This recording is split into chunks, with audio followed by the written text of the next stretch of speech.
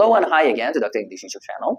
This is Dr. Mofi, a PhD in Applied Linguistics, and I've been teaching for many years. Well, today's lesson is about adverb clauses, to be particular. Well, it's a kind of sequel to the series of videos I've uploaded on my YouTube channel about clauses. If you remember, we had different kinds of clauses: adjective clauses, noun clauses, and now adverb clauses. What are clauses? Clauses look like a normal sentence because it has a subject and a verb. But why do we call it a clause? Well, it divides into, or it falls into two categories. Whether we are dealing with a main or independent clause, or dependent or subordinate clause. These clauses that I have been teaching you, like the adjective clauses, noun clauses, and adverb clauses, are actually dependent or subordinate clauses. They are attached to a main or independent clause to make the whole sentence or structure complete.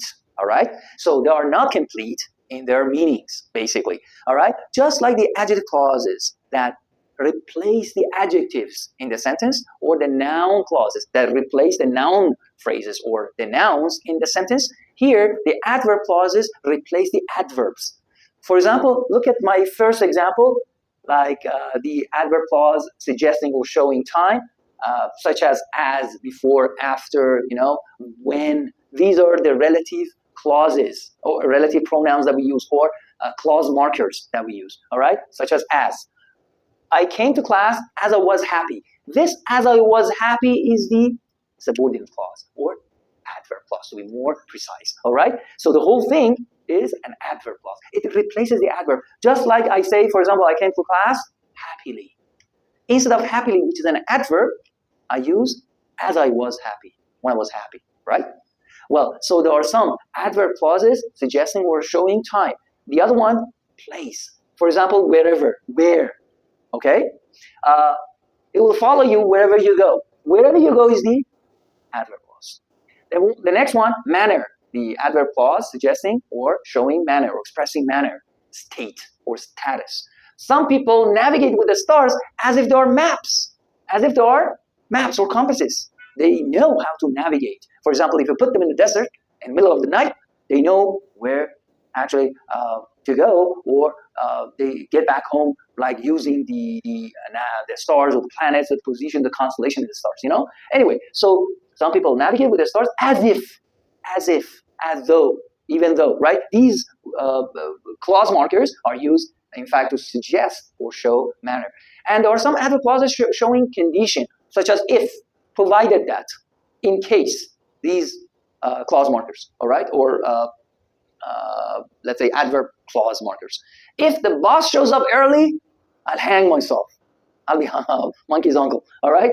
Normally the bosses goes to work very late, right? They don't go to work early in the morning. So the boss shows up if the boss shows up. This clause is the adverb clause showing condition.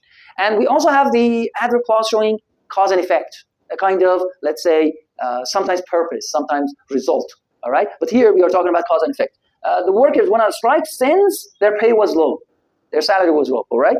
Since or because, for example, okay? Opposition.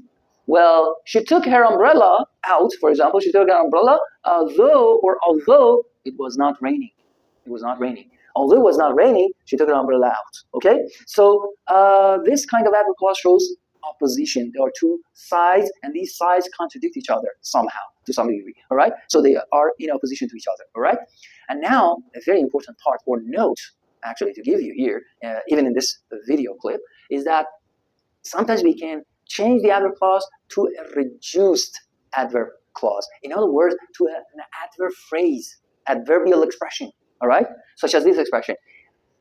If, provided that, we are dealing with two same subjects. Look at this first example, please. Pay close attention, please. After, for example, I use after as the clause marker. After the space probe, that kind of shuttle or device that astronauts or astronomers send out to different planets or stars and whatever the heavenly bodies to search for something, like the space probe, we call it. After the space probe landed on the moon, it mapped the surface. So the space probe is the same as it. Actually, in both of these clauses, the subjects are the same. If the subjects are the same, we can reduce the adverb clause to an adverb phrase or adverbial expression or phrase, like this one. After landing on the moon, we omit the subject because both of the subjects are the same. So after landing, and note that after we use verb plus ing. Actually, we use gerund, verb plus ing. So after landing on the moon, the space probe mapped the surface. You can say it, but it's not clear because we omitted the space probe here. It's proper or more appropriate to use the space probe instead of it here to make it abundantly clear what we are dealing with or what the subject is here. All right, so the space probe mapped the surface of the moon, okay? But here, look at the last example. Well, this is a place where, or the scenario or the case where reducing the adverb clause is not possible. You cannot do that. Why? Because both of the subjects are not the same, they are different. Look, before I got back home, my keys were lost.